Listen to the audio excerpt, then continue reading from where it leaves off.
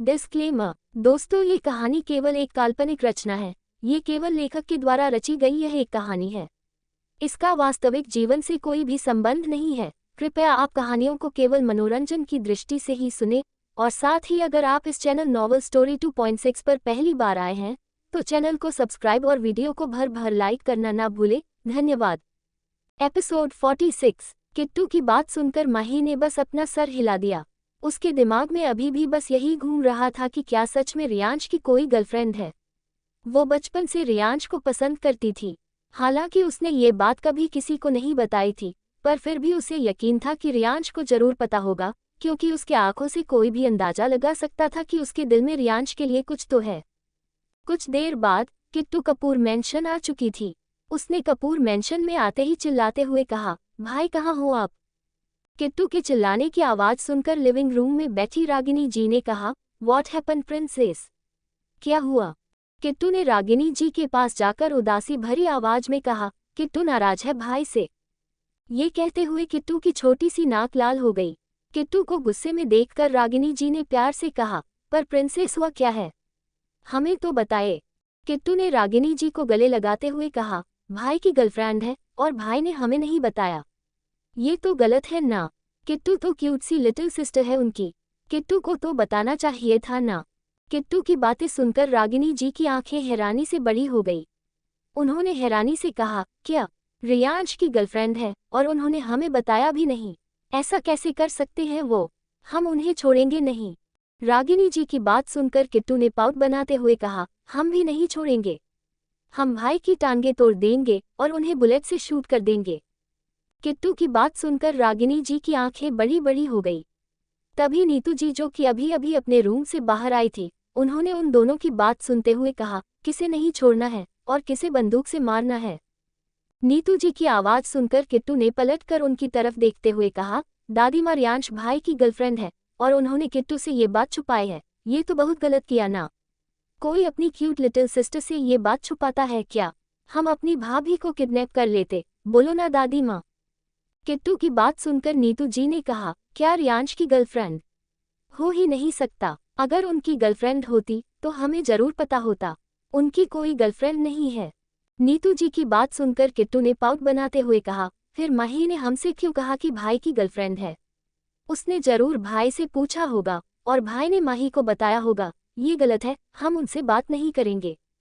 वो लोग बात कर ही रहे थे कि तभी रियांश भी वापस आ गया। उसने सबके चेहरे की तरफ देखते हुए कहा, व्हाट हैपन? उसके हाथ में 2-3 पेपर बैग्स थे। किट्टू ने रियांश की तरफ देखकर उसे गुस्से से घूरते हुए कहा, भाई आप बहुत बुरे हो, बहुत बुरे। हम आपसे कभी बात नहीं करेंगे। आपसे पक्की वाली कट्टी। किट्टू की बात सुनकर रियांश ने कहा, मुझसे कट्टी पर क्यों? मैंने क्या किया? किट्टू ने गुस्से से कहा, आपकी गर्लफ्रेंड है पर आपने हमें बताया नहीं। ऐसा कोई करता है? हम तो आपकी क्यूट सी लिटिल सी सिस्टर हैं ना। हम तो आपको सब कुछ बताते हैं, फिर आपने हमें क्यों नहीं बताया? किट्टू की बात सुनकर रियांश की आंखें हैरानी से बड़ी हो गई। उसने अजीब सा मुंह बनाते हुए कहा, मेरी गर्लफ्रेंड है जिसके बारे में मुझे ही नहीं पता है। भगवान, मेरी गर्लफ्रेंड कब पैदा हो गई और मुझे पता कैसे नहीं चला?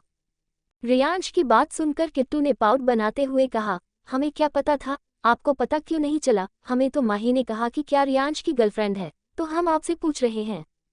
किट्टू की बात सुनकर रियांश ने हैरानी से कहा, ओह माय गॉड, माही ने बस तुमसे सवाल किया और तुम मेरे पीछे पड़ गई कि मेरी गर्लफ्रेंड है। मेरी कोई गर्लफ्रेंड नहीं है, तुम्हारी कसम। रियांश की बात सुनकर किट्टू ने कहा, अच्छा तो फिर आपने हमसे झूठ नहीं बोला? रियांश ने मासूम सा चेहरा बनाते हुए कहा, जब गर्लफ्रेंड है ही नहीं तो झूठ कैसे बोलेगा? वैसे भी मुझे गर्लफ्रेंड नहीं बनानी, मुझे सीधा शादी करना है। रियांश की बात सुनकर रागिनी जी ने कहा, तेरे जैसे नालायक को गर्लफ्रेंड मिलेगी भी नहीं, दिन भर काम में डूबा रहता है। अगर बन भी गई ना तो 1 हफ्ते में तुझे छोड़कर भाग जाएगी। रागिनी जी की बात सुनकर रियांश ने क्यूट सा फेस बनाते हुए कहा, माँ आपकी हरकतों का देख कर ना मुझे सच में लगता है कि मैं आपका बेटा हूँ ही नहीं और आप मुझे कहीं से उठाकर लाई है। अब ये भी बता दीजिए कि आप मुझे कहाँ से उठाकर लाई है? रियांश की बात सुनकर नीतू जी ने कहा, मंदिर से लाए थे, हम ही लेकर आए थे। अब खुश हो गए? नीतू जी की बात सुनकर रियांश ने उदासी भरी आवाज में कहा, आप तो मुझसे प्यार ही नहीं करती दादी माँ। वो लोगों की नौटंकी चल ही रही थी कि तभी राज जी की आवाज़ उन सभी के कानों में पड़ी। रियांश, हमने जो कहा था आप लेकर आ गए। रियांश ने मुस्कुराते हुए कहा, जी पापा, ये लीजिए। ये कहते हुए उसने अपने हाथ में पकड़े हुए पेपर बैग्स को राज जी के सामने रख दिया। नीतू जी ने हैरानी से कहा, ये क्या है? रियांश ने कहा, एक्चुअली पापा ने कुछ सामान लेने के लिए कहा था, इसलिए मैं अपनी सेक्रेटरी के साथ अपनी मीटिंग को छोड़कर मॉल ये सब खरीदने के लिए गया था, क्योंकि प्रिय पिताश्री ने कहा था कि ये सब कुछ मुझे अपने हाथों से खरीद कर लाना है। किट्टू ने रियांश की बात सुनकर हैरानी से कहा, आप मॉल गए थे? हम भी तो वहीं पर थे। किट्टू की बात सुनकर रियांश ने हैरानी से कहा, पर मुझे तो तुम नजर नहीं आई। क्या तुम अकेली गई थी? किट्टू ने अपना सरना में हिलाते हुए कहा, नहीं, माही के साथ। छोड़िए, शायद उसने आपको आपकी सेक्रेटरी के साथ देख लिया और उसे आपकी गर्लफ्रेंड समझ लिया होगा, इसलिए वो हमसे कह रही थी कि भाई की गर्लफ्रेंड है। किट्टू की बात सुनकर रियांश ने धीरे से कहा, अच्छा। तो माही ने कहा, ठीक है, कोई बात नहीं, मुझे कुछ काम है, इसलिए मैं रूम में जा रहा हूँ। ये सारा सामान पापा देख लीजिएगा, आप सब कुछ है या नहीं। ये कहते हुए रियांश वहां से चला गया। किट्टू भी चुपचाप अपने रूम में चली गई। रियांश ने अपने रूम में आकर अपना मोबाइल निकालकर माही का नंबर डायल किया। दूसरी तरफ बिरला मेंशन में माही पेट के बल बेड पर लेटी हुई थी। उसकी आंखों में हल्की नमी थी। उसने देखा साइड टेबल पर रखा हुआ उसका मोबाइल बज रहा है। उसने बिना देखे कॉल उठाकर चिल्लाते हुए कहा, क्यों कॉल कर रहे हो? माही की गुस्से भरी आवाज सुनकर दूसरी तरफ से रियांश ने कहा, माही। रियांश की आवाज सुनकर माही जल्दी से उठकर बैठ गई। उसने अपने आंसू साफ करके एटीट्यूड के साथ कहा, कॉल क्यों किया आपने, बताएंगे? रियांश ने माही की आवाज सुनकर अजीब सा मुंह बनाते हुए कहा, क्या तुम रो रही हो? रियांश की बात सुनकर माही ने गुस्से से कहा, आपका दिमाग खराब है। मैं क्यों रोऊंगी? मैं नहीं रो रही थी। बताए कॉल क्यों किया था? रियांश ने सीरियस होते हुए कहा, तुमने किट्टू से क्या कहा कि मेरी गर्लफ्रेंड है? क्या कभी मैंने तुम्हें बताया था कि मेरी गर्लफ्रेंड है? नहीं ना, तो तुमने किट्टू से झूठ क्यों कहा? रियांश की बात सुनकर माही ने हैरानी से कहा, इसका मतलब आपकी गर्लफ्रेंड नहीं है? माही के सवाल को सुनकर रियांश ने अजीब सा मुंह बनाते हुए कहा, अरे यार, नहीं है तो नहीं है, पर तुमने मेरी बहन से झूठ क्यों कहा? तुम्हें पता है घर में आकर वो मुझ पर गुस्सा कर रही थी। कह रही थी वो मुझसे नाराज है, मुझसे बात नहीं करेगी। तुम्हारी वजह से मेरी बहन मुझसे नाराज होने वाली थी। अगर तुम्हें सच पता ना हो तो कुछ भी मत कहा करो। रियांश की बात सुनकर माही ने गुस्से से कहा, मैंने नहीं कहा कि आपकी गर्लफ्रेंड है, मैंने बस इतना कहा था कि क्या आपकी गर्लफ्रेंड है। मैंने किट्टू से सवाल किया था, जब उसने सवाल को मेरा जवाब समझ लिया तो उसमें मैं कुछ नहीं कर सकती। इसमें आपकी गलती है, क्योंकि आपने किट्टू को बच्चा बना दिया है। रियांश ने माही की बात सुनकर उसे घूरते हुए कहा, फॉरगेट इट, मुझे फालतू बात नहीं करनी है। ये कहते हुए रियांश कॉल कट करने ही वाला था कि माही ने खुशी भरी आवाज में कहा, वैसे क्या सच में आपकी गर्लफ्रेंड नहीं है? माही के सवाल को सुनकर रियांश ने गुस्से से कहा, क्या तुम्हें सुनाई नहीं देता, या फिर सुनकर भी अनजान हो? मैंने कहा ना, मेरी कोई गर्लफ्रेंड नहीं है और मुझे गर्लफ्रेंड बनाने में कोई इंटरेस्ट भी नहीं है। रियांश की बात सुनकर माही ने अपनी खुशी को छुपाते हुए कहा, अच्छी बात है, अपने काम पर फोकस कीजिए। वैसे भी लड़की का चक्कर इंसान को बर्बाद कर देता है और मैं नहीं चाहती कि आप बर्बाद हो जाए। वैसे भी बर्बाद होकर तो सब कुछ सत्यानाश ही हो जाएगा। माही की बात सुनकर रियांश ने अजीब सा मुंह बनाते हुए कहा, स्टूपिड गर्ल। उसने कॉल कट कर दिया। वही कॉल कट होते ही माही अपने बेड पर खड़ी हो गई और खुशी से झूमने लगी। उसने नाचते हुए कहा, इसका मतलब अभी भी मेरा रास्ता क्लियर है। अब अपने रास्ते में किसी रुकावट को नहीं आने दूंगी मिस्टर रियांश कपूर। तुम्हारा दिमाग घुटनों में है, इनफैक्ट तुम्हारे पास दिमाग है ही नहीं। मैं तुम्हें पसंद करती हूँ, पर तुम मेरी सारी हिंट को इग्नोर कर देते हो या फिर समझना ही नहीं चाहते, पर अब मुझे पता है कि मुझे क्या करना है। माही बिरला को एक बार जो पसंद आ जाता है, माही बिरला उसे अपना बना कर ही रहती है, चाहे फिर कुछ भी क्यों ना हो जाए। माही के चेहरे पर मुस्कुराहट नजर आने लगी। कुछ सोचते हुए वो बेड से कूदकर नीचे आ गई। उसने जल्दी से अपना मोबाइल निकाला और वॉलपेपर पर लगी हुई रियांश की तस्वीर को देखते हुए कहा, अब वक्त आ गया है एक्शन का। किट्टू और भाई की सगाई होते ही मैं तुम्हें बता दूंगी कि मैं तुम्हारे लिए क्या फील करती हूँ। क्या पता कोई और चुड़ैल बीच में आ जाए, पर अगर इस बार कोई बीच में आ भी गई तो भी मैं उसे छोड़ूंगी नहीं। तुम मेरे हो और मेरे ही रहोगे। ये कहते हुए माही ने रियांश की तस्वीर को चूम लिया। दूसरी तरफ किट्टू अपने रूम में बैठी हुई थी। रागिनी जी और नीतू जी उसके पास बैठी हुई थी। रागिनी जी ने प्यार से कहा, किट्टू प्रिंसेस, कल आपकी सगाई होने वाली है। कल आप किसी और की फियोंसी बनने वाली है। बचपन में भले ही आपकी शादी तय की गई थी, पर अब ऑफिशियल तौर पर आप और अगस्त्य दोनों मंगेतर बनने वाले हैं, और आपकी शादी भी 2 दिन बाद ही है, इसलिए आप बस 4 दिनों के लिए हमारे पास हो। ये कहते हुए रागिनी जी का गला भर आया। किट्टू ने क्यूट सी वॉइस में कहा, पर हमारा घर तो पास में ही है ना, हम वापस आ जाएंगे। आप सब लोगों से मिलने के लिए आ जाएंगे रोज। किट्टू की बात सुनकर रागिनी जी ने हंसते हुए कहा, आप हमसे रोज मिलने के लिए आओगी तो भी सब कुछ वैसा नहीं रहेगा जैसा अभी है। आप पर सबसे पहला हक आपके पति का होगा, यानी कि अगस्त्य का। रागिनी जी की बात सुनकर नीतू जी ने कहा, ऐसे कैसे? हमारी प्रिंसेस पर सबसे पहले हमारा हक है। नीतू जी की बात सुनकर रागिनी जी ने हंसते हुए कहा, माँ, हमारी प्रिंसेस अब किसी और की वाइफ बनने वाली है। हमारा हक होगा उस पर उसके पति के बाद, उसके ससुराल वालों के बाद। अगस्त्य का हक हमारे किट्टू पर सबसे पहले होगा। रागिनी जी बात सुनकर नीतू जी के चेहरे पर उदासी नजर आने लगी। उन्होंने अजीब सा मुंह बनाते हुए कहा, नहीं, हमारी प्रिंसेस पर सबसे पहले हमारा ही हक होगा, बाद में किसी और का। नीतू जी जैसे मानने के लिए तैयार ही नहीं थी। किट्टू ने क्यूट सा फेस बनाते हुए कहा, ओके दादी माँ, किट्टू सबसे पहले अपनी दादी माँ की है, फिर बाकी सब की। नीतू जी ने किट्टू के दोनों गालों को चूमते हुए कहा, आप हमारी है ना किट्टू? उस नालायक को हम आपको चुराने नहीं देंगे। हम जानते हैं कि वो आपको हमसे चुराना चाहता है। ये कहते हुए नीतू जी के आंखों के सामने अगस्त्य का चेहरा घूमने लगा। उन्होंने मुंह बनाते हुए कहा, तुम्हें क्या लगता है तुम हमारी प्रिंसेस को यहाँ से लेकर चले जाओगे और हम तुम्हें जाने देंगे? देखते हैं कि तुम भी कैसे सगाई करते हो। ये सोचकर नीतू जी ने किट्टू की तरफ देखते हुए कहा, किट्टू प्रिंसेस, अगर आपके हब्बी ने आपकी डिमांड को पूरा नहीं किया तो क्या आप एंगेजमेंट करोगी? नीतू जी की बात सुनकर किट्टू ने पाउट बनाते हुए कहा, नहीं, किट्टू को ड्रीम एंगेजमेंट चाहिए और ड्रीमी वेडिंग चाहिए, तभी किट्टू करेगी, वरना नहीं। किट्टू की बात सुनकर नीतू जी की आंखें चमकने लगी। वही रागिनी जी कंफ्यूज होकर नीतू जी की तरफ देखने लगी। उन्होंने खुद से कहा, माँ के दिमाग में कुछ ना कुछ तो चल रहा है, इसलिए इनकी आंखें शैतानी तरीके से चमक रही है। कोई बड़ा कांड तो करने के बारे में नहीं सोच रही है माँ। वैसे ही अगस्त्य भी कांड करने में कोई छोटा नहीं है। जहाँ तक हमें पता है अगस्त्य अब पहले से काफी ज्यादा शातिर हो चुके हैं। बचपन में ही इतने सारे कांड कर चुके हैं, तो अब तो माँ उन्हें संभाल नहीं पाएंगी। किट्टू तो अगस्त्य की ही होगी। एपिसोड 47। रागिनी जी मन ही मन नीतू जी की तरफ देखकर सोच रही थी कि नीतू जी किट्टू के लिए कितनी ज्यादा ओवर प्रोटेक्टिव हो रही है, जबकि वो जानती है कि किट्टू अगस्त्य की ही होगी, और एक बार किट्टू अगस्त्य की हो गई, उसके बाद किट्टू को कोई भी उससे दूर नहीं कर सकता था। नीतू जी ने किट्टू को अपने सीने से लगते हुए कहा, आप सबसे पहले हमारी प्रिंसेस है और हमारी ही रहेंगी।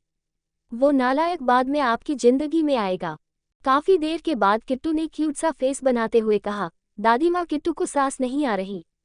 किट्टू गॉड के पास चली जाएगी, छोड़ो ना हमें। किट्टू की बात सुनकर नीतू जी ने जल्दी से उसे छोड़कर प्यार से कहा, ऐसी बातें नहीं करते। किट्टू ने अपनी बड़ी बड़ी आंखों को झटकते हुए कहा, ओके दादी माँ, कल किट्टू की एंगेजमेंट है। ये कहते हुए किट्टू के चेहरे पर बड़ी सी स्माइल आ गई। नीतू जी ने खुद से कहा, हम भी देखते हैं नालायक लड़के की तुम क्या करते हो। हमें पूरा यकीन है कि कल तुम हमारी प्रिंसेस की डिमांड पूरी नहीं कर पाओगे और कल एंगेजमेंट तो रोकी जाएगी। इतनी जल्दी तो हम शादी नहीं होने देंगे। जब तक तुम्हारे बारे में सब कुछ पता नहीं लगा लेते, तब तक तो बिल्कुल भी नहीं। नीतू जी के चेहरे के एक्सप्रेशन देखकर रागिनी जी ने खुद से कहा, माँ के दिमाग में कुछ तो चल रहा है। अब क्या चल रहा है वो तो पता लगाना होगा। ये कहते हुए रागिनी जी ने प्यार से कहा, किट्टू हम जा रहे हैं। आप सो जाओ बच्चा, कल जल्दी से उठाना है आपको, इसलिए अपनी ब्यूटी स्लिप को कंप्लीट करो। हम चाहते हैं कि हमारी प्रिंसेस कल सबसे खूबसूरत लगे। रागिनी जी की बात सुनकर किट्टू ने पाउट बनाते हुए कहा, मम्मा, किट्टू सबसे ब्यूटीफुल है। रागिनी जी ने मुस्कुराते हुए कहा, हाँ, हमारी प्रिंसेस सबसे ब्यूटीफुल है, पर हम चाहते हैं कि और भी ज्यादा ब्यूटीफुल लगे, दुनिया में सबसे ज्यादा ब्यूटीफुल। रागिनी जी बात सुनकर किट्टू ने क्यूट सा फेस बनाकर उनकी तरफ देखकर अपना सर हिला दिया और बेड पर लेट गई। किट्टू के सोते ही नीतू जी और रागिनी जी बाहर आ गई।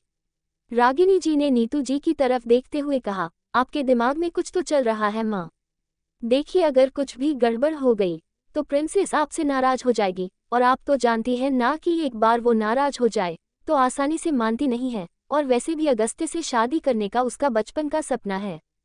नीतू जी ने रागिनी जी की तरफ देखते हुए कहा, हमें पता है कि हम क्या कर रहे हैं और क्या नहीं, आप फिक्र मत कीजिए। ये कहते हुए नीतू जी वहां से चली गई। रागिनी जी ने भी गहरी सांस ली और वो भी अपने रूम में चली गई, क्योंकि कल सुबह से ही उनके कुछ रिलेटिव्स आने वाले थे और रात को सगाई होने वाली थी। वेन्यू के बारे में किसी को कुछ नहीं पता था, वो तो अगस्त्य डिसाइड करने वाला था। आखिर उसने खुद ही तो सारी जिम्मेदारी ली थी। दूसरी तरफ बिरला मैंशन में अगस्त्य अपने रूम की बालकनी में खड़ा होकर आसमान की तरफ देख रहा था। उसके हाथ में इस वक्त सिगरेट थी और वो सिगरेट के लंबे लंबे कस ले रहा था। उसने गहरी सांस लेते हुए कहा, कल तुम और मैं हमेशा के लिए एक हो जाएंगे, बस 2 और दिन, उसके बाद हमारी शादी, और तुम हमेशा हमेशा के लिए मेरे पास आ जाओगी, हमेशा हमेशा के लिए। ये कहते हुए अगस्त्य की मुस्कुराहट और भी ज्यादा बड़ी हो गई। अगली सुबह नीतू जी इस वक्त किट्टू के रूम में खड़ी थी और उसे उठाने की कोशिश कर रही थी। 9 बज चुके थे पर किट्टू उठने का नाम नहीं ले रही थी। नीतू जी ने प्यार से कहा, प्रिंसेस क्या भूल गई कि आज आपकी एंगेजमेंट है? नीतू जी की आवाज सुनते ही किट्टू झटके से उठकर बैठ गई। उसने नींद भरी आंखों से नीतू जी की तरफ देखते हुए कहा, दादी माँ, किट्टू को याद है, किट्टू को याद है, आज किट्टू की एंगेजमेंट है, किट्टू के हब्बी के साथ। ये कहते हुए किट्टू बेड से कूदकर बाथरूम की तरफ भाग गई। आज पहली बार ऐसा हुआ था कि किट्टू बिना नखरे किए सीधा बाथरूम में चली गई हो, वरना नीचे उतरते ही कोई उसके पैर के नीचे स्लीप रखे, कोई उसे कॉफी दे, ये सारे उसके रूल थे। पर आज किट्टू मैडम जल्दी से भाग गई थी, क्योंकि आज फाइनली उसके हब्बी के साथ उसकी एंगेजमेंट जो होने वाली थी। नीतू जी भी अपना सर हिलाते हुए रूम से बाहर चली गई। कुछ देर बाद किट्टू रेडी होकर नीचे आ गई। लिविंग रूम में इस वक्त सब लोग ब्रेकफास्ट के लिए उसका इंतजार कर रहे थे। नीचे आते ही किट्टू जाकर राज जी की गोद में बैठ गई। राज जी ने उसके माथे को चूमते हुए कहा, गुड मॉर्निंग प्रिंसेस। किट्टू ने उनके सीने पर अपना सर रखते हुए कहा, डैडी आज किट्टू की एंगेजमेंट है। किट्टू फिर 2 दिन बाद आपको छोड़कर चली जाएगी ना? क्या आपको किट्टू की याद नहीं आएगी? किट्टू की बात सुनकर राज जी की आंखों में हल्की नामी नजर आने लगी। उन्होंने प्यार से कहा, प्रिंसेस हमारा बस चले तो हम आपको कभी खुद से दूर न जाने दे। आप तो हमारे जिगर का टुकड़ा है। राज जी की बात सुनकर किट्टू ने क्यूट सा फेस बनाते हुए कहा, जिगर का टुकड़ा मतलब डैडी? किट्टू की बात सुनकर रागिनी जी ने हंसते हुए कहा, कुछ नहीं, चलिए ब्रेकफास्ट के लिए देर हो रही है। किट्टू ने कहा, जल्दी चलो, किट्टू को जल्दी से रेडी भी होना है। आज किट्टू की एंगेजमेंट जो है, आपको पता है हब्बी ने किट्टू के लिए बहुत ब्यूटीफुल सा गाउन मंगवाया है। किट्टू वही पहनेगी और प्रिंसेस लगेगी। ये कहते हुए किट्टू मुस्कुराने लगी। उसकी बात सुनकर बाकी सभी मुस्कुराने लगे। वही नीतू जी के चेहरे पर कॉम्प्लिकेटेड एक्सप्रेशन थे। सब लोग ब्रेकफास्ट कर रहे थे और नीतू जी बार बार अपने मोबाइल की तरफ देख रही थी। ब्रेकफास्ट होने के बाद नीतू जी ने अपने सामने खड़े चंगू मंगू की तरफ देखते हुए कहा, नालायको, हमने पता लगवाने के लिए कहा था ना कि उस निकम्मे ने कहाँ पर इंतजाम कराया है। हमें जानना है कि वो कहाँ पर एंगेजमेंट करवाने वाला है। उसने अभी तक किसी को कुछ नहीं बताया है। नीतू जी की बात सुनकर चंगू और मंगू ने कहा, हमने पता लगाने की कोशिश की, पर जहाँ तक हमें पता है उसने कहीं कोई इंतजाम नहीं करवाया है, क्योंकि हमें कुछ पता ही नहीं चला है। चंगू मंगू की बात सुनकर नीतू जी ने गुस्से से कहा, तुम दोनों एक नंबर के नालायक निकम्मे हो। तुम दोनों किसी काम के नहीं हो। समझ नहीं आता कि हमने तुम्हें अपने पास रखा क्यों है। नीतू जी की बात सुनकर चंगू मंगू ने मासूम सा चेहरा बनाते हुए कहा, हम पता लगाने की कोशिश कर रहे हैं दादी माँ। नीतू जी ने गुस्से से कहा, दफा हो जाओ, इससे पहले कि हम तुम दोनों का सर फोड़ दे। नीतू जी की बात सुनकर वो दोनों चुपचाप वहां से भाग गए। नीतू जी ने अपना मोबाइल निकालकर ऋषि जी का नंबर डायल किया और ऋषि जी, जो कि इस वक्त लिविंग रूम में बैठे हुए थे और अपने घर में आने वाले मेहमानों के साथ बात कर रहे थे, नीतू जी का कॉल आता हुआ देखकर उनके चेहरे पर पसीने की बूंदें चमकने लगी। उन्होंने खुद से कहा, अब ये चुड़ैल पता नहीं हमें क्यों कॉल कर रही है। कुछ सोचकर उन्होंने कॉल उठाते हुए कहा, हेलो नीतू। दूसरी तरफ से नीतू जी ने चिल्लाते हुए कहा, नालायक आदमी, हमें ये बताओ कि तुम्हारे नालायक पोते ने एंगेजमेंट की तैयारी कहाँ की है? हम लड़की वाले हैं, तो क्या हुआ, हमें कुछ नहीं बताओगे तुम लोग? नीतू जी की बात सुनकर ऋषि जी ने कहा, ये तो हमें भी नहीं पता। उसने कहा है कि वो सीधा हम लोगों को वहां पर लेकर जाएगा। ऋषि जी की बात सुनकर नीतू जी ने कहा, तुम्हें सच में नहीं पता कि कहाँ इंतजाम किया है? ऋषि जी ने कहा, नीतू अगर पता होता तो मैं तुम्हें बता देता, पर सच में मुझे नहीं पता है। ऋषि जी से बात करने के बाद नीतू जी ने कॉल कट करके खुद से कहा, आखिर इस नालायक लड़के ने इंतजाम कहाँ करवाया है। ये सोचकर नीतू जी कंफ्यूज हो गई, पर अब वो कुछ भी नहीं कर सकती थी वहां जाने का वेट करने के अलावा। शाम का वक्त, किट्टू इस वक्त अपने रूम में रेडी हो चुकी थी। उसने वही प्रिंसेस गाउन पहना था जो कि अगस्त्य ने उसके लिए बनवाया था। इस वक्त उसने हल्का मेकअप भी किया था और हल्की सी ज्वेलरी भी पहनी हुई थी। वो बार बार उछल कूद करते हुए मिरर में खुद को देख रही थी। रागिनी जी बार बार उसकी नज़र उतार रही थी। आखिर किट्टू लगी इतनी प्यारी रही थी। ब्लैक एंड रेड कलर की कॉम्बिनेशन में किट्टू इस वक्त बला की खूबसूरत लग रही थी। उसने खुशी से कहा, हम कैसे लग रहे हैं दादी माँ? नीतू जी ने प्यार से उसके गालों को चूमते हुए कहा, सबसे खूबसूरत, सबसे प्यारी। तभी माही रूम में आ गई। उसने भी इस वक्त ब्लैक कलर का गाउन पहना हुआ था। उसने किट्टू को देखकर अपने मुंह पर हाथ रखते हुए कहा, ओह माय गॉड किट्टू मेरी जान, लगता है कि आज तुम भाई की जान लेकर ही रहोगी। कोई इतना खूबसूरत कैसे लग सकता है? माही की बात सुनकर किट्टू ने क्यूट सी आवाज में कहा, किट्टू इतनी क्यूट लग सकती है। ये कहते हुए किट्टू झूमने लगी। नीतू जी ने माही की तरफ देखते हुए कहा, माही क्या आपको पता है कि एंगेजमेंट कहाँ होने वाली है? क्योंकि शाम हो चुकी है और इस नालायक लड़के ने एंगेजमेंट की पार्टी रात को रखी है। हमें अभी तक पता नहीं चला कि एंगेजमेंट है कहाँ पर। नीतू जी की बात सुनकर माही ने कहा, पता नहीं दादी माँ, सब लोग वेन्यू के लिए निकल चुके हैं। अभी तो 6:30 है, 7 बजे तक अंधेरा भी हो जाएगा। हमें भी लेने के लिए एक कार आई है। भाई ने कहा है कि आप सब लोग हमारे पीछे वाली कार में आ जाना और मैं किट्टू को लेकर हमारी कार में आओ। नीतू जी ने बस अपना सर हिला दिया। कुछ देर बाद किट्टू और माही कार में बैठकर वेन्यू के लिए निकल चुके थे। किट्टू ने क्यूट सा फेस बनाते हुए कहा, होगा, अगर नहीं किया होगा तो किट्टू उनसे एंगेजमेंट नहीं करेगी।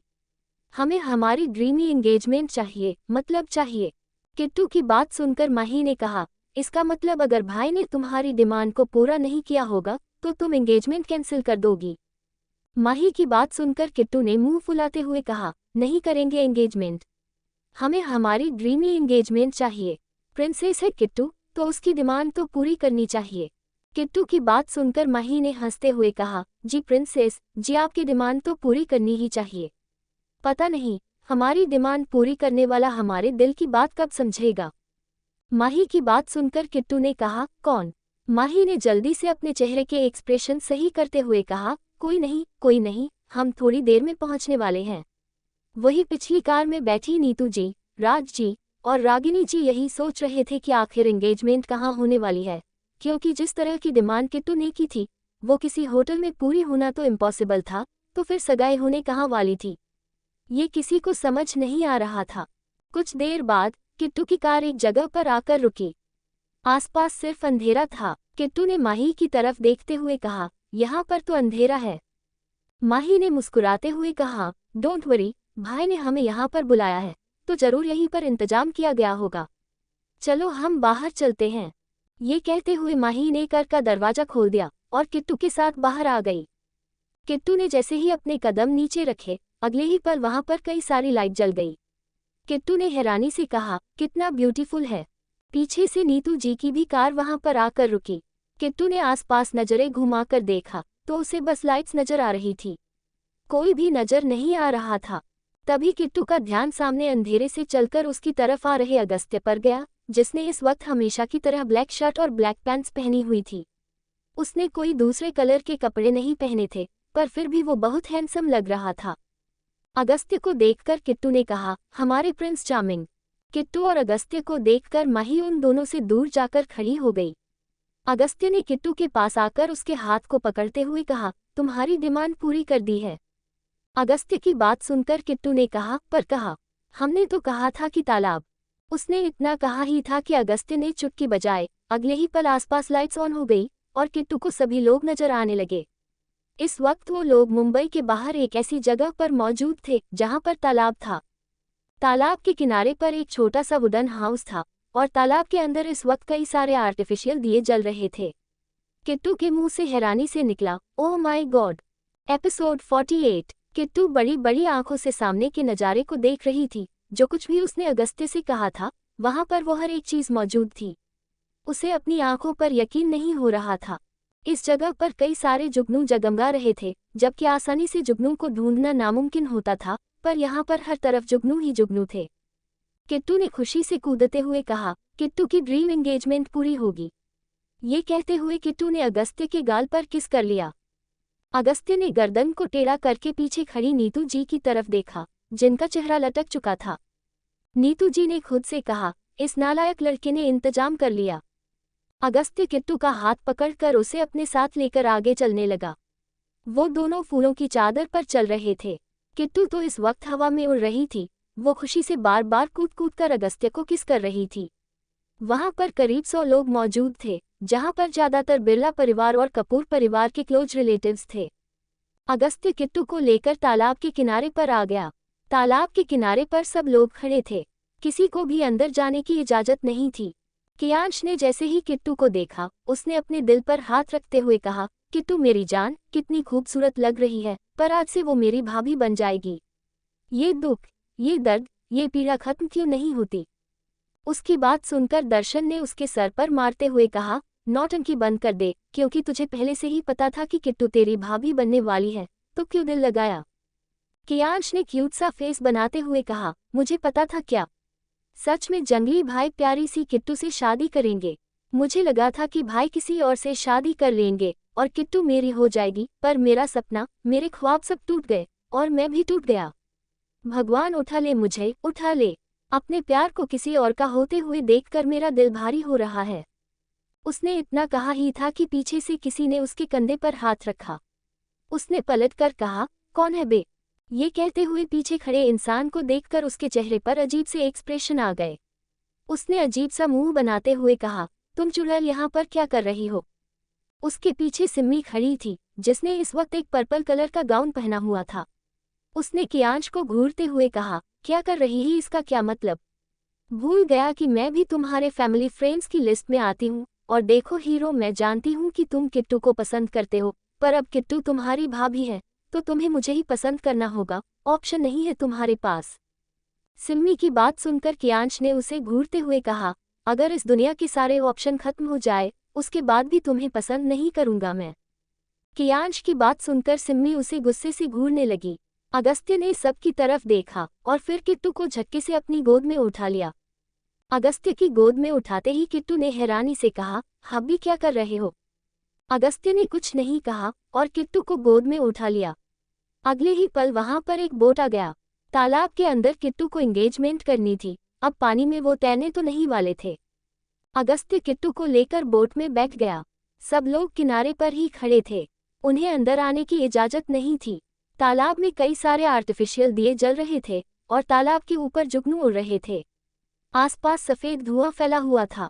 वहां का माहौल इतना खूबसूरत था जैसे सपनों की दुनिया हो। किट्टू का तो नाचने का दिल कर रहा था। वो बस मुस्कुराते हुए अगस्त्य की तरफ देख रही थी। कुछ दूरी पर आकर उनकी बोट रुक गई। अगस्त्य ने किट्टू के हाथ को पकड़ा और उसे लेकर तालाब के पानी में कदम बढ़ाने लगा। किट्टू ने डरते हुए कहा, हब्बी किट्टू की ड्रेस खराब हो जाएगी। किट्टू की बात सुनकर अगस्त्य ने उसकी आंखों में आंखें डालकर देखते हुए कहा, कुछ नहीं होगा, मुझ पर भरोसा करो। ये कहते हुए अगस्त्य ने किट्टू के हाथ को थाम लिया। किट्टू ने कहा, ड्रेस खराब हुई तो कट्टी कर लेंगे। ये कहते हुए किट्टू ने तालाब के पानी में अपना पैर रखा, तभी उसे महसूस हुआ कि वहां पर कुछ है। उसने हैरानी से आसपास नजर घुमा कर देखा तो उसे कुछ भी नजर नहीं आ रहा था। तालाब को बीचों बीच अगस्त्य ने एक ऐसी जगह बनवाई थी जहां पर आसानी से दो लोग खड़े हो सके और आसपास थोड़ा सा स्पेस बने और उनके पैरों को पानी भी टच न कर सके। इस वक्त वो लोग तालाब के बीच में खड़े थे। बोट वहां से जा चुका था और माहौल बहुत रोमांटिक था। किट्टू ने गोल गोल घूमते हुए कहा, कितनी खूबसूरत होगी हमारी एंगेजमेंट। बहुत सारी फोटोज चाहिए, बहुत सारे वीडियो चाहिए। अगस्त्य ने बस किट्टू की तरफ देखा और कुछ नहीं कहा। किट्टू खुशी से आसपास घूम घूम कर देख रही थी। नीतू जी, रागनी जी, रियांश, राज जी तालाब के किनारे पर खड़े होकर मुस्कुराते हुए उन्हें देख रहे थे। नीतू जी भले ही अगस्त्य का सच जाने बिना शादी नहीं करवाना चाहती थी, पर अपनी प्रिंसेस को इतना खुश देखकर वो भी खुश थी। किट्टू ने अपना चेहरा ऊपर उठाकर आसमान की तरफ देखा, तभी एक साथ आसमान में कई सारे फायर क्रैकर्स जलने लगे। किट्टू ने खुशी से कूदकर अगस्त्य को गले लगा लिया। अगस्त्य ने जल्दी से उसे संभाल लिया। हालांकि वहां पर अच्छी खासी जगह थी, पर जिस तरह की हरकतें किट्टू की थी, वो आसानी से तालाब में गिर सकती थी, जो कि अगस्त्य बिल्कुल भी नहीं चाहता था। वहां पर 2 और लोग आराम से खड़े हो सकते थे। अगस्त्य ने किट्टू की तरफ देखा और फिर चुटकी बजाई। अगस्त्य की चुटकी बजाते ही एक हेलीकॉप्टर उनके ऊपर आकर खड़ा हो गया और उस पर से फूल किट्टू के ऊपर बरसने लगे। किट्टू और अगस्त्य के ऊपर लगातार फूल बरस रहे थे। ये बिल्कुल किसी ड्रीमी एंगेजमेंट की तरह था। शायद दुनिया में आज से पहले कभी ऐसे एंगेजमेंट हुई हो। किट्टू ने खुशी से कहा, किट्टू की हब्बी, अभी के अभी किट्टू को एंगेजमेंट करनी है, जल्दी करो ना, फिर किट्टू को ड्रीमी वेडिंग के बारे में भी तो बताना है। किट्टू की बात सुनकर अगस्त्य ने उसे घूरते हुए कहा, किट्टू तुम्हारी डिमांड पूरी नहीं हुई। किट्टू ने क्यूट सा फेस बनाते हुए कहा, बिल्कुल भी नहीं। एंगेजमेंट इतनी अच्छी थी तो हमें वेडिंग भी तो अच्छी चाहिए ना। हम बाद में आपको डिमांड बताएंगे, 2 दिन का वक्त होगा ना आपके पास। किट्टू की बात सुनकर अगस्त्य ने अपना सर हिला दिया और पैंट की पॉकेट में हाथ डालकर उसने 2 बॉक्स बाहर निकाले। क्योंकि वहां पर कोई आ नहीं सकता था, तो तिलक तो होने नहीं वाला था, इसलिए अगस्त्य ने खुद ही दोनों अंगूठी लाई थी। उसने एक अंगूठी का बॉक्स किट्टू के हाथ में दे दिया। किट्टू ने बॉक्स खोलकर देखा और खुशी से कहा, ये तो आपके लिए जो दादी माँ ने खरीदी थी वो थी, पर वो तो दादी माँ के पास थी, आपके पास कैसे आए? किट्टू की तरह ही नीतू जी भी खुद हैरान थी कि उनके पास की अंगूठी अगस्त्य के पास कैसे गई। वो घूर घूर कर अगस्त्य को देखने लगी। अगस्त्य ने गर्दन को टेढ़ा करके आंख मारकर नीतू जी की तरफ देखा और किट्टू को कमर से पकड़कर अपने करीब खींचते हुए कहा, तुम्हें एंगेजमेंट करनी है या नहीं? हम ज्यादा देर तक यहाँ पर नहीं रह सकते। किट्टू ने क्यूट सा फेस बनाते हुए कहा, करनी है ना। ये कहते हुए किट्टू ने जल्दी से अंगूठी निकालकर अगस्त्य की उंगली में पहना दी। सब लोग दूर थे, जिस वजह से वो दूर से ही तालियां बजा रहे थे। माही ने खुशी से उछलते हुए कहा, ओह माय गॉड, किट्टू कितनी लकी है, भाई कितने अमेजिंग है, काश मुझे भी भाई जैसा कोई मिले। ये कहते हुए उसने तिरछी नजरों से रियांश की तरफ देखा, जो कि मुस्कुराते हुए किट्टू की तरफ देख रहा था। माही ने खुद से कहा, लगता है कि ये इंसान ऐसे नहीं मानने वाला, अब असली माही वाला रूप दिखाना ही होगा। ये सोचकर माही के चेहरे पर शैतानी मुस्कुराहट नजर आने लगी। वही किट्टू की अंगूठी पहनाने के बाद अगस्त्य ने भी किट्टू को अंगूठी पहना दी। किट्टू ने जैसे ही अगस्त्य को अंगूठी पहनाए, उनके ऊपर फिर से फूल गिरने लगे। किट्टू ने अपनी आंखों को खोलकर बड़ी सी मुस्कुराहट के साथ कहा, कितना खूबसूरत है सब कुछ। ये कहते हुए किट्टू वहां पर गोल गोल घूमने लगी। तालाब के बीचों बीच इस वक्त दोनों खड़े थे। तालाब में आर्टिफिशियल दिए थे, साथ ही उनके ऊपर फूल गिर रहे थे। उनके आसपास जुगनू जगमगा रहे थे और वहां पर वाइट धुआं भी फैला हुआ था। अगस्त्य बस किट्टू के चेहरे की मुस्कुराहट की तरफ देख रहा था। यहाँ तक कि वहां पर मौजूद सभी मेहमानों ने भी आज से पहले ऐसी सगाई नहीं देखी थी, इसलिए वो लोग भी काफी ज्यादा एक्साइटेड थे। गोल गोल घूमने के बाद किट्टू ने अगस्त्य की तरफ देखते हुए कहा, किट्टू को किसी दो ना हब्बी। ये कहते हुए किट्टू क्यूट सा पाउट बनाकर अगस्त्य की तरफ देखने लगी। अगस्त्य ने एक नज़र सब की तरफ देखा और एक हाथ किट्टू की कमर में डालकर उसे अपने करीब खींच लिया। किट्टू के हाथ भी अपने आप अगस्त्य के सीने पर आ गए। अगस्त्य ने दूसरे हाथ से किट्टू के सर को सपोर्ट किया और उसकी गर्दन को टेढ़ा करके उसके होठों पर अपने होंठ रख दिए। नीतू जी ने जैसे ही ये देखा, उन्होंने अजीब तरह से मुंह बना लिया। वही बाकी सब जोर जोर से हूटिंग करने लगे। कियांश ने अपने दिल पर हाथ रखते हुए कहा, टूट गया, मेरा दिल टूट गया। उसकी बात सुनकर सिम्मी ने उसके दिल पर हाथ रखते हुए कहा, अरे मैं जोड़ दूंगी, टेंशन क्यों लेते हो? कियांश ने गुस्से से कहा, भाड़ में जाओ तुम।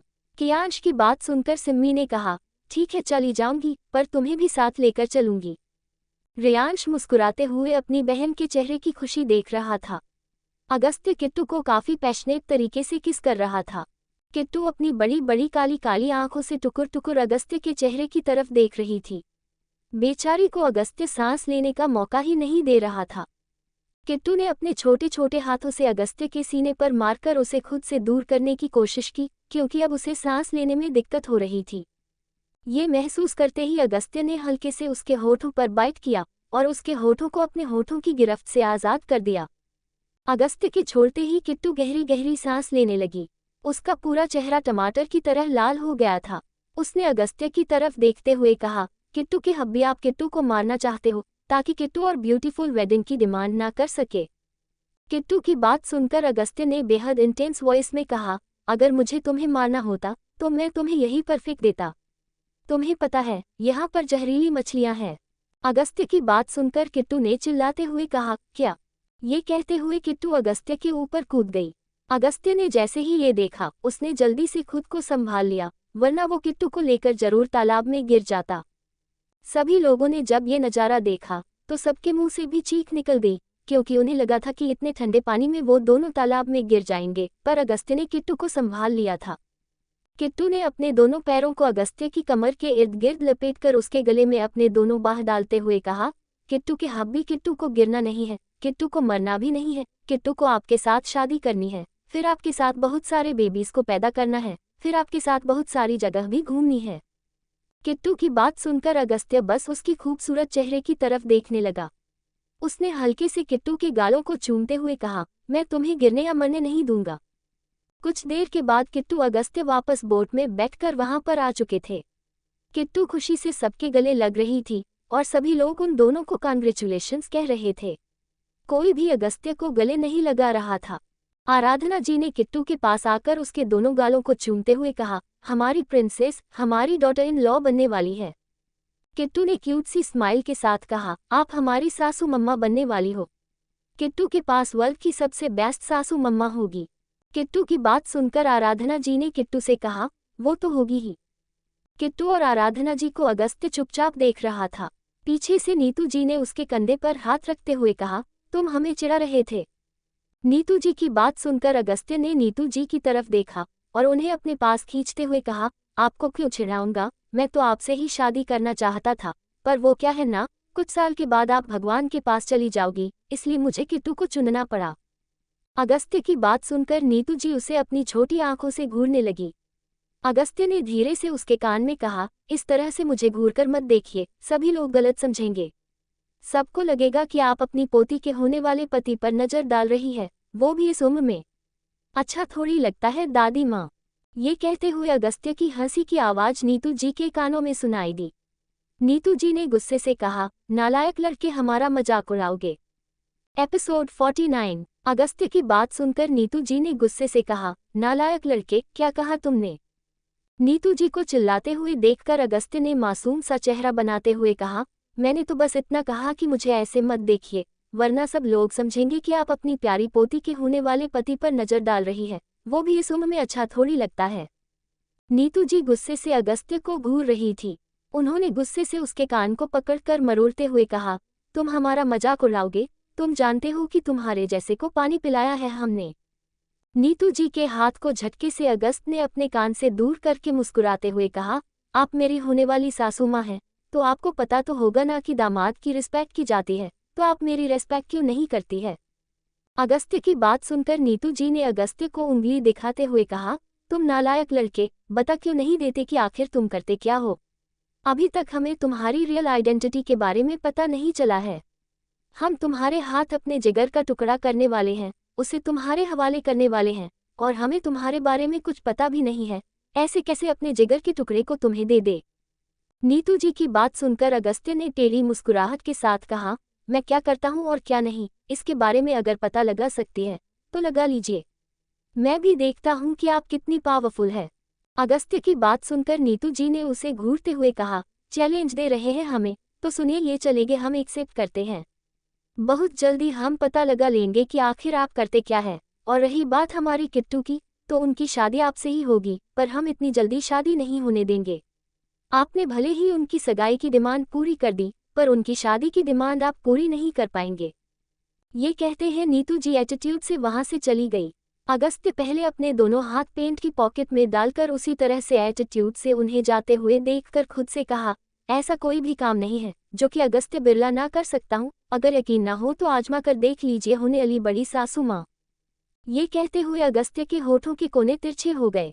जब अंगूठी की रस्म हो चुकी थी तो अब पंडित जी जो कि वहां पर मौजूद थे, उन्होंने किट्टू और अगस्त्य का तिलक किया और सब लोगों ने उन दोनों को आशीर्वाद दिया। किट्टू तो खुशी से यहाँ से वहाँ झूम रही थी। वो बार बार उछल कूद करते हुए जुगनू को पकड़ने की कोशिश कर रही थी। किट्टू को इतना खुश देखकर कपूर परिवार के सभी लोग खुश थे। नीतू जी ऋषि जी के पास खड़ी होकर उन्हें धमका रही थी। ऋषि जी बेचारा मासूम सा चेहरा बनाकर चुपचाप उनकी बातें सुन रहे थे। नीतू जी ने दूर खड़े अगस्त्य की तरफ देखा, जो कि वेद के साथ बात कर रहा था, और उसके पास खड़े रॉकी की तरफ देखा, जो कि इस वक्त कुत्ता बना हुआ था। उन्होंने ऋषि जी को धमकी देते हुए कहा, सुनो, हमें तुम्हारा पोता क्या करता है, ये पता करके बताओ।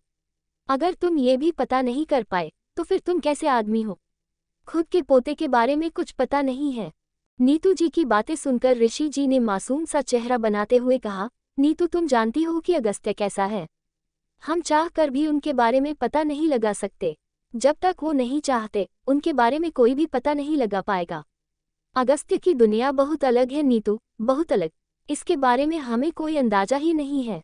नीतू जी ने ऋषि जी को घूरते हुए कहा, हमें नहीं पता कि तुम क्या करोगे, क्या नहीं। कल शादी की रात में और परसों शादी, बस एक दिन का वक्त है। शादी के फेरों से पहले हमें उसके बारे में सच जानना है। अगर तुमने हमें सच नहीं बताया, तो फिर देखना कि हम क्या करते हैं। ये कहते हुए नीतू जी पैर पटकते हुए वहां से चली गई। ऋषि जी ने खुद से कहा, इस चुड़ैल को कैसे समझाऊं कि मैं पता नहीं लग सकता। ये कहते हुए ऋषि जी खुद भी जाकर एक कुर्सी पर बैठ गए। कुछ देर बाद सारे मेहमान किट्टू और अगस्त्य को आशीर्वाद देकर वहां से जा चुके थे। अब बस कपूर परिवार और बिरला परिवार के लोग ही वहां पर मौजूद थे। अगस्त्य ने सबकी तरफ देखते हुए कहा, परसों शादी है, इसलिए आज ही आप सब लोग डिस्कशन करने के लिए बिरला मेंशन चल रहे हैं। कल सुबह आप अपने घर के फंक्शंस अटेंड करने के लिए वापस कपूर मेंशन जा सकते हैं। अगस्त्य की बात सुनकर नीतू जी ने उसे घूरते हुए कहा, हमारा कपूर मेंशन बिरला मेंशन से 5 मिनट की दूरी पर है, इसलिए हम अपने घर ही जाएंगे। नीतू जी की बात सुनकर अगस्त्य ने उनकी तरफ देखकर टेढ़ी मुस्कुराहट के साथ कहा, आप अपने घर सोने के लिए जा सकती है।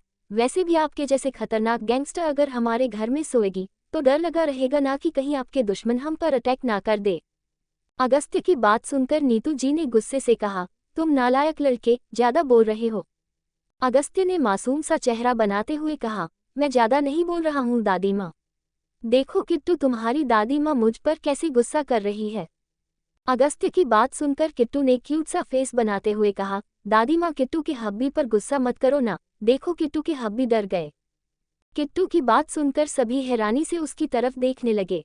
डर और अगस्त्य का दूर दूर तक कोई वास्ता नहीं था, पर किट्टू के लिए तो उसके हब्बी दुनिया के सबसे मासूम इंसान थे। आखिर अगस्त्य ने अपनी इमेज किट्टू के सामने मासूम इंसान की तरह क्रिएट जो की थी। उसने किट्टू की तरफ देखते हुए कहा, अपनी दादी माँ से कहो कि वो बिरला मेंशन चले, वरना हमारी शादी को देर हो जाएगी। हमें शादी के बारे में डिस्कशन भी तो करना है ना।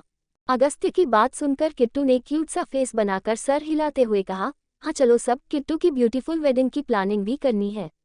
किट्टू की एंगेजमेंट इतनी ब्यूटीफुल थी, तो वेडिंग और ब्यूटीफुल होनी चाहिए। किट्टू की बात सुनकर सबने एक दूसरे की तरफ देखा और सर हिलाते हुए कुछ ही देर में अपनी अपनी कार में बैठकर बिरला मेंशन के लिए निकल गए। कुछ देर बाद सभी लोग बिरला मेंशन के लिविंग रूम में बैठे हुए थे। सबने अपने कपड़े चेंज कर लिए थे। किट्टू इस वक्त कार्टून की शर्ट और नीचे लोअर पहनकर सोफे पर आलती पालती मारकर बैठी हुई थी। उसने सबकी तरफ देखते हुए कहा, किट्टू को कैसी वेडिंग चाहिए हम बताए। किट्टू की बात सुनकर राज जी ने मुस्कुराते हुए कहा, बिल्कुल प्रिंसेस, इस बार भले ही अगस्त्य ने आपकी डिमांड पूरी की, पर इस बार आपके डैडी आपकी डिमांड पूरी करेंगे। राज जी की बात सुनकर नीतू जी ने कहा, बिल्कुल भी नहीं, किट्टू का होने वाला पति अगस्त्य है, तो वही उनकी डिमांड पूरी करेगा। हम उसके बचपन से नखरे उठा रहे हैं, अब उसके पति की बारी है उसके नखरे उठाने की। क्यों अगस्त्य उठाओगे ना हमारे किट्टू के नखरे? नीतू जी की बात सुनकर अगस्त्य ने टेढ़ी मुस्कुराहट के साथ कहा, बिल्कुल। ये कहते हुए अगस्त्य ने अपने दोनों हाथों को अपने सर के पीछे कर दिया। कियांश, दर्शन, रियांश एक सोफे पर बैठे हुए थे। कियांश ने उदासी भरी आवाज में कहा, कितना बदनसीब हूं ना मैं, मेरा प्यार मेरी आंखों के सामने किसी और के साथ शादी करने वाला है और उसके साथ अपनी शादी की प्लानिंग भी कर रहा है, और मैं चाहकर भी कुछ नहीं कर सकता। मेरे जैसे इंसान को पानी में डूबकर मर जाना चाहिए। कियांश की बात सुनकर दर्शन और रियांश दोनों ने उसके पीठ पर हाथ फेरते हुए कहा, तुम जाकर मर सकते हो, हम तुम्हारी लाश को बाहर निकाल कर अंतिम संस्कार कर देंगे। उन दोनों की बातें सुनकर कियांश ने क्यूट सा फेस बनाते हुए कहा, मुझे रोकने के बजाय मुझे मरने की सलाह दे रहे हो? कैसे हो आप दोनों? बात नहीं करूंगा आप दोनों से। चुप रहो आप, मुझे किट्टू की प्लानिंग सुनने दो। मेरी किट्टू मेरी जान सबसे अमेजिंग है, इसलिए वो सबसे अच्छा तरीका बताएगी शादी का। कियांश की बात सुनकर सबने उसे घर के देखा और चुपचाप अपना सर हिला दिया। किट्टू ने अपनी बड़ी बड़ी आंखों से सबकी तरफ देखते हुए कहा, किट्टू के हब्बी किट्टू को लेने के लिए घोड़े पर बैठकर नहीं आएंगे। किट्टू की बात सुनकर सब लोग कंफ्यूज होकर उसे देखने लगे। तभी कियांश ने बीच में कूदते हुए कहा, तो क्या भाई गधे पर बैठकर किट्टू को लेने के लिए आएंगे? कियांश ने जैसे ही ये कहा, नीतू जी जोर जोर से हंसने लगी। उनके साथ ही आराधना जी भी हंसने लगी। वही अगस्त्य का चेहरा गुस्से से लाल हो गया। उसने पलटकर कियांश की तरफ देखा, जो कि दांत दिखाते हुए सबकी तरफ देख रहा था। किट्टू ने पाउट बनाते हुए कहा, नहीं किट्टू के हब्बी गधे पर बैठकर अच्छे नहीं लगेंगे ना। किट्टू की बात सुनकर सभी उसकी तरफ देखने लगे। किट्टू ने क्यूट सा फेस बनाते हुए कहा, किट्टू के हब्बी को चूहे पर बिठाकर लाते हैं। किट्टू की बात सुनकर सबने अपना सर पीट लिया। कियांश ने क्यूट सा फेस बनाते हुए कहा, पर किट्टू मेरी जान चूहा तो बहुत छोटा होता है ना, भाई के बैठते ही चूहा दबकर मर जाएगा। उन दोनों की बकवास सुनकर बीच में वेद ने कूदते हुए कहा, बच्चों चुप हो जाओ, शैतान जाग रहा है, शैतान जाग रहा है। वेद की बात सुनकर कियांश ने मासूम सा चेहरा बनाते हुए कहा, कौन शैतान? ये कहते हुए कियांश चुप हो गया। उसका ध्यान अगस्त्य पर चला गया, जो कि गुस्से से उसे ऐसे देख रहा था जैसे अभी के अभी उसकी गर्दन दबाकर उसे जान से मार डालेगा। उसकी डरावनी नजरें देखकर कियांश जल्दी से जाकर दर्शन और रियांश के बीच में जाकर बैठ गया। किट्टू ने पाउट बनाते हुए कहा, छोड़ो हब्बी, कहीं भी बैठकर आए, पहले किट्टू की डिमांड सुनो। हमें ना शादी। ये कहते हुए किट्टू अपने गाल पर उंगली रखकर कुछ सोचने लगी। वही सभी लोग किट्टू की तरफ देख रहे थे कि अब वो कौन सा बम फोड़ने वाली है। किट्टू ने बड़ी सी स्माइल के साथ कहा, पानी के अंदर करनी है। किट्टू की बात सुनकर सबने एक दूसरे की तरफ देखा और कहा, जहाज के अंदर। किट्टू ने पाउट बनाते हुए कहा, अरे नहीं, पानी के अंदर, पानी के अंदर। किट्टू की बात सुनकर वेद ने कहा, तो जहाज भी पानी के अंदर होता है ना। किट्टू ने पाउट बनाते हुए कहा, अरे नहीं, पानी के अंदर मतलब जहाज पानी के ऊपर होता है ना, तो हमें पानी के अंदर शादी करनी है। जब हम शादी करेंगे तो आसपास पानी होगा, हमारे लेफ्ट और हमारे राइट भी, हमारे नीचे नहीं। किट्टू की बात सुनकर सब लोग हैरानी से उसकी तरफ देखने लगे। नीतू जी ने टेढ़े तरीके से मुस्कुराते हुए अगस्त्य की तरफ देखा। उनकी मुस्कुराहट देखकर अगस्त्य की मुस्कुराहट और भी ज्यादा बड़ी हो गई, जिसे देखकर नीतू जी ने खुद से कहा, अब क्या करेगा नालायक लड़का। किट्टू ने क्यूट सा फेस बनाते हुए कहा, और आसपास बहुत सारी ब्यूटीफुल फिश होनी चाहिए, और किट्टू की सुहागरात भी जमीन पर नहीं होगी। किट्टू की बात सुनकर सब लोग उसकी तरफ हैरानी से देखने लगे। उसकी अजीबोगरीब डिमांड सुनकर सब लोग अगस्त्य की तरफ देख रहे थे, जिसके चेहरे पर टेंशन का नामो निशान नजर नहीं आ रहा था, जबकि किट्टू मैडम की ये सारी डिमांड उसे ही पूरी करनी थी। किट्टू ने अगस्त्य की तरफ देखते हुए कहा, किट्टू के हब्बी आप करोगे ना किट्टू की डिमांड पूरी? किट्टू की बात सुनकर अगस्त्य ने उंगली के इशारे से उसे अपनी तरफ आने का इशारा किया, जिसे देखकर किट्टू जल्दी से सोफे से कूदकर अगस्त्य के पास आ गई। अगस्त्य ने झटके से उसे बाजू से पकड़कर अपनी गोद में बैठा लिया। उसे किसी से कोई मतलब नहीं था। उन दोनों को देखकर आराधना जी ने कहा, सो क्यूट। वही बाकी सब घूर घूर कर उन्हें देखने लगे। किट्टू ने भी अगस्त्य की तरफ देखते हुए कहा, करोगे ना किट्टू के हब्बी? अगस्त्य ने अपने गालों पर इशारा करते हुए कहा, पहले बदले में कुछ दो तभी करूंगा। किट्टू ने जल्दी से अगस्त्य के गालों पर किस करते हुए कहा, बोलो ना किट्टू के हब्बी, आप किट्टू की डिमांड पूरी करोगे ना? किट्टू को पानी के अंदर वेडिंग करनी है, बहुत सारी कलरफुल फिश के बीच में, और हाँ बहुत ही ज्यादा अमेजिंग और यूनिक वेडिंग, जैसी किसी की ना हुई हो। ये कहते हुए किट्टू ने अगस्त्य के कानों के पास जाकर धीमी आवाज में कुछ कहा, जिसे सुनकर अगस्त्य की आंखें छोटी हो गई।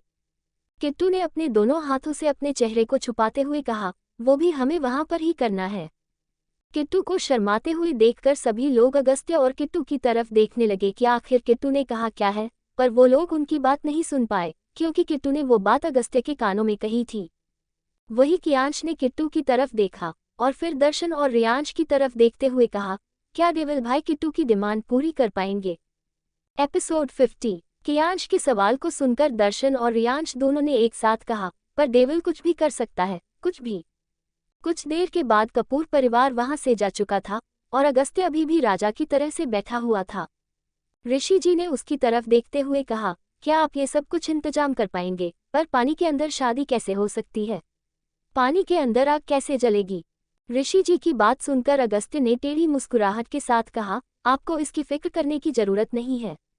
सब कुछ मुझ पर छोड़ दीजिए, बस रेडी हो जाए, कल सुबह हम यहाँ से निकलने वाले हैं। ये कहते हुए अगस्त्य वहां से ऊपर चला गया। अगस्त्य की बात को सुनकर ऋषि जी ने कहा, पर कहाँ? अगस्त्य ने सीढ़ियों पर से पीछे पलटकर उनकी तरफ देखते हुए कहा, जिस तरह की डिमांड उस क्रेजी प्रिंस ने की है, वो डिमांड धरती पर पूरी नहीं हो सकती, इसलिए भगवान के पास जा रहे हैं। ये कहते हुए अगस्त्य वहां से चला गया। उसकी बात सुनकर कियांश ने सोफे पर से कूदते हुए कहा, मुझे इतनी जल्दी नहीं मरना दादाजी, अभी तो शादी भी नहीं हुई। माना कि किट्टू से प्यार करता था, पर अभी किट्टू तो भाई से शादी करने वाली है, तो मैं अपने लिए कोई और ढूंढ लूंगा, पर मुझे इतनी जल्दी नहीं मरना। भाई नहीं मरना, भाई को रोको दादाजी। कियांश की बात सुनकर ऋषि जी ने उसके सर पर मारते हुए कहा, नालायक लड़के, बकवास बंद करो। कुछ भी बोलते हो, मतलब बात का लॉजिक हो ही ना। ऐसा कुछ नहीं होने वाला है, इसलिए चुपचाप जाकर बैठ जाओ, सब कुछ ठीक होगा। अगस्त्य ने अगर कुछ कहा है तो वो पूरा करेंगे और किसी को मारने की जरूरत भी नहीं पड़ेगी। चुपचाप जाकर सो जाओ, वरना कल आप लोगों को यहीं पर छोड़कर चले जाएंगे। ये कहते हुए ऋषि जी वहां से चले गए। कियांश ने मासूम सा चेहरा बनाकर दर्शन की तरफ देखते हुए कहा, दर्शन भाई, आपको कुछ समझ आया? दर्शन ने अपने कंधों को उचकाते हुए कहा, कुछ समझ आता तो मैं आज भाई की जगह पर होता। ये कहते हुए वो भी अपने रूम में चला गया। कियांश ने मासूम सा चेहरा बनाकर आराधना जी की तरफ देखा, जो कि खुद भी उदास फेस बनाकर अनिरुद्ध जी की तरफ देख रही थी। उसने खुद से कहा, बड़ी माँ को क्या ही पता होगा। ये कहते हुए वो भी अपने रूम में चला गया। अगस्त्य अपने रूम में आकर बालकनी में खड़ा हो गया। उसने आसमान की तरफ देखते हुए कहा, तुम्हारी सारी डिमांड पूरी करूंगा माई क्रेजी प्रिंसेस। ये कहते हुए अगस्त्य के होठों के कोने टेढ़े हो गए। उसने अपना मोबाइल निकालकर किसी का नंबर डायल किया और कुछ देर तक बात करने के बाद वापस रूम में आकर लेट गया। कपूर मैंशन में सब लोग लिविंग रूम में बैठे हुए थे। किट्टू अपने पैरों को रियांश की गोद में और अपने सर को राज जी की गोद में रखकर लेटी हुई थी और चॉकलेट खा रही थी। रियांश किट्टू के पैरों को दबा रहा था और राज जी उसके सर को। नीतू जी ने मुस्कुराते हुए कहा, हम भी देखते हैं कि इस बार वो हमारी प्रिंसेस की डिमांड कैसे पूरी करता है। हमें पूरा यकीन है कि इस बार वो अगस्त्य बिरला हमारी प्रिंसेस की डिमांड पूरी नहीं कर पाएगा। वो नालायक लड़का चाहे कितना ही पावरफुल क्यों ना हो, पानी के अंदर शादी कैसे कर सकता है? वो क्या उसके पास कोई पावर है, या फिर पानी के अंदर सांस लेने के लिए वह कोई जुगाड़ करने वाला है? नीतू जी की बातें सुनकर रागिनी जी ने उनकी तरफ देखते हुए कहा, माँ, आपको देखकर ऐसा क्यों लग रहा है कि आप चाहती है कि अगस्त्य चैलेंज हार जाए और हमारी प्रिंसेस की उसके साथ शादी ना हो? रागिनी जी की बात सुनकर किट्टू जल्दी से उठकर बैठ गई। उसने अपनी बड़ी बड़ी आंखों से नीतू जी की तरफ देखते हुए कहा, दादी माँ। नीतू जी ने किट्टू की तरफ देखकर प्यार से कहा, प्रिंसेस, हम ऐसा बिल्कुल भी नहीं चाहते। हम चाहते हैं कि हमारी प्रिंसेस खुश रहे। अगर कोई लड़का हमारी प्रिंसेस की डिमांड ही पूरी नहीं कर सकता तो फिर वो हमारी प्रिंसेस को कैसे खुश रखेगी? आप खुद बताए।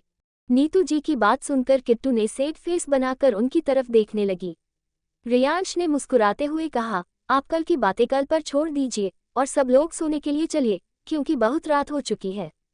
रियांश की बात सुनकर राज जी ने कहा, हाँ, बहुत रात हो चुकी है, क्योंकि कल पता नहीं क्या होगा, क्योंकि परसों शादी है और अभी तक शादी की रस्में भी शुरू नहीं हुई। सबकी बात सुनकर नीतू जी ने किट्टू के माथे को चूमते हुए कहा, गुड नाइट प्रिंसेस, ध्यान से सोना। ये कहते हुए नीतू जी वहां से चली गई। किट्टू भी अपने रूम में आकर बेड पर बैठ गई। तभी उसे म्याऊं म्याऊं नजर आई, जो कि उसकी गोद में आकर बैठ गई थी। किट्टू ने उसके सॉफ्ट सॉफ्ट बालों को खींचते हुए कहा, म्याऊं म्याऊं, क्या किट्टू के हबी किट्टू के लिए ब्यूटीफुल वेडिंग अरेंज कर पाएंगे? किट्टू की बात सुनकर म्याऊं म्याऊं जोर जोर से म्याऊं म्याऊं करने लगी। किट्टू ने अपने दोनों गालों को फुलाते हुए कहा, म्याऊं म्याऊं, हमने तुमसे कहा था ना रॉकी को इम्प्रेस करो, फिर तुम भी हमारे साथ उस घर में आ जाना। तुम्हारी और रॉकी की शादी होगी और फिर तुम्हारा बेबी और हमारा बेबी दोनों साथ साथ खेलेंगे। किट्टू का बच्चे और म्याऊं म्याऊं का बेबी। किट्टू की बात सुनकर म्याऊं म्याऊं गुस्से से म्याऊं म्याऊं करने लगी, जिसे देखकर किट्टू ने पाउट बनाते हुए कहा, नहीं, हम तुमसे बात नहीं करेंगे। तुम्हें उसे इम्प्रेस करना ही होगा। कितना प्यारा डॉगी है वो। तुम और वो तुम्हारे कितने क्यूट बच्चे होंगे ना। तुम्हारे बच्चे कौन होंगे, डॉगी या कैट, या फिर डॉगी आधा और आधा कैट? कितने खूबसूरत होंगे ना। किट्टू की बातें सुनकर म्याऊं म्याऊं लूसी बन गई।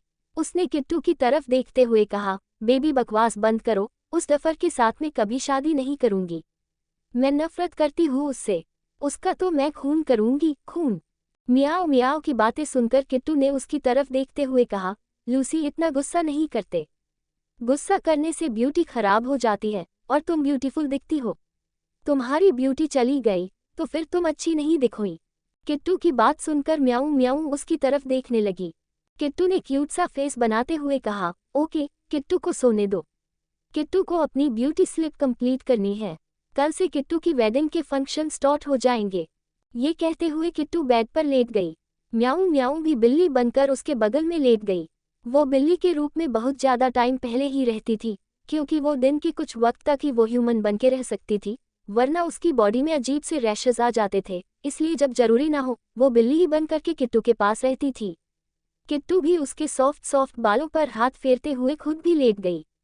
अगली सुबह किट्टू सुकून से सो रही थी, तभी उसे माही के चिल्लाने की आवाज़ सुनाई दी, किट्टू मेरी जान उठ जाओ, हमें तेरी शादी के लिए निकलना है। तुझे शादी नहीं करनी क्या? भाई ने तेरी डिमांड पूरी करने के लिए कुछ तो सोच लिया है, अब जल्दी से उठ जाओ। माही की आवाज़ सुनकर किट्टू क्यूट सा फेस बनाकर उठकर बैठ गई। उसकी आंखें नींद से भरी थी। उसने अपने सामने खड़ी माही की तरफ देखते हुए कहा, तुमने सुबह सुबह आकर हमारी नींद खराब की, हम तुमसे बात नहीं करेंगे। किट्टू की बात सुनकर माही ने अपने दोनों हाथ कमर पर रखते हुए कहा, सीरियसली, मतलब मैं यहाँ पर तुम्हारी हेल्प करने के लिए आई हूँ और तुम मुझसे ही गुस्सा होना चाहती हो? ठीक है, तो हो जाओ गुस्सा। मैं जा रही हूँ। हम भाई के लिए कोई और लड़की ढूंढ लेंगे और भाई उसी के साथ शादी। किट्टू ने जैसे ही ये सुना वो माही के ऊपर कूद गई। माही खुद को संभाल नहीं पाए और किट्टू को लेकर ही कारपेट पर गिर गई। नीचे गिरकर उसने चिल्लाते हुए कहा, मारना चाहती हो क्या मुझे? माही और किट्टू के चिल्लाने की आवाज़ सुनकर रियांश, जो कि उन्हें बुलाने के लिए आया था, दौड़ता हुआ रूम के अंदर आ गया। उसने अंदर जाकर जल्दी से किट्टू को माही के ऊपर से उठाकर देखते हुए कहा, आपको चोट तो नहीं लगी ना प्रिंसेस? ये कहते हुए रियांश किट्टू को देखने लगा। नीचे गिरी हुई माही दर्द भरी आवाज में बोली, अंधे हो क्या? नजर नहीं आता चोट मुझे लगी है, क्योंकि वो मेरे ऊपर गिरी थी। माही की बात सुनकर रियांश ने नीचे गिरी हुई माही की तरफ देखा और नीचे झुककर उसे ऊपर उठा लिया। माही ने दर्द से कराहते हुए कहा, कमर तोड़ दी मेरी, मैं डांस कैसे करूंगी?